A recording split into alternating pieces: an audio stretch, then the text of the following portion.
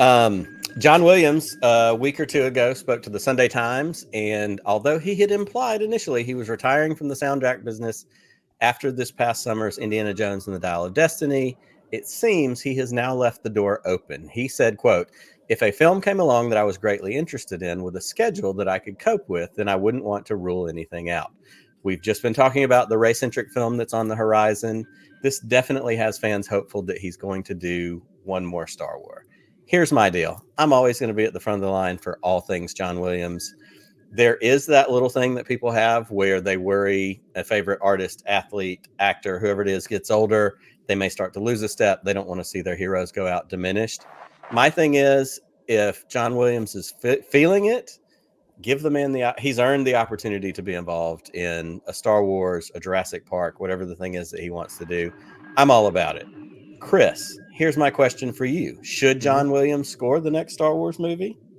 Nick, I'm a wrestling fan, and there's sometimes wrestlers who go on way too long and shit is sat down by now, like Ric Flair. Right. That man is going to explode in the ring one day. It's going to happen. He's just going to, it just blood and guts everywhere. But while I'm all for Mr. Williams taking several seats and just enjoying retirement, if this man's got it in him to belt out another couple of movies or whatever, who am I to tell him no?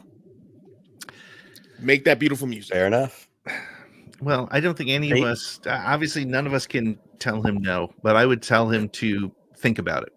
And what I mean by that, I will say that there has not been an experience I've ever had that has matched up to being at Star Wars Celebration in Anaheim a couple years ago with my father to my left and my son to my right, and watching John Williams come out on stage and conduct an orchestra doing the Imperial March. The man is clearly legend, and there were tears in the eyes of everybody in the room when it was happening. That being said, and this will catch me some heat, but I feel like the way movies are made now may not lend themselves too well to the way John Williams writes scores. So I think the Rey theme from Force Awakens is one of his best pieces of work, period, bar none. And that's across, a career of phenomenal music. I think the Resistance March is really cool. But name me another theme from the sequel trilogy that is infinitely hummable, and that's what Williams does. And I don't think it's his fault. I don't think it's because he's lost a step.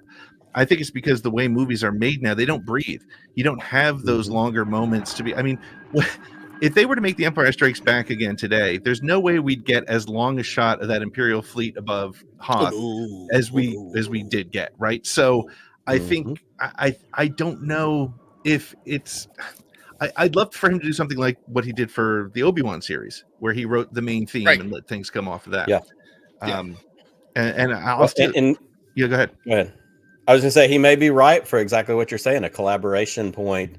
Let's say it's the Rey movie, or let's say it's the Mando and Grogu movie. Maybe he decides he wants to write a theme for Grogu or for Mando that's not just we have the Mando theme from the TV show.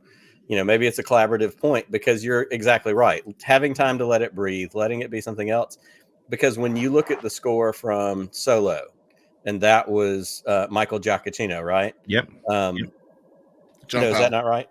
John Powell. Okay. So Persistence Memory is one of my favorite parts of the score from the Solo movie, where, we get, those tie-in threads of the things that we know from other parts of it, but it's still got the DNA of John Williams in it. So maybe it's a collaborative effort, not scoring the entire movie, but picking a key feature and going that route. I like that. I can live with that. I would love to see that. And I'd love to see the Kiner brothers. Give me the Kiner brothers. Yes. A major motion picture, right? Oh my gosh. I think he should pass it. It should be passed on to them to do everything. Do it all. On. You Do it take all.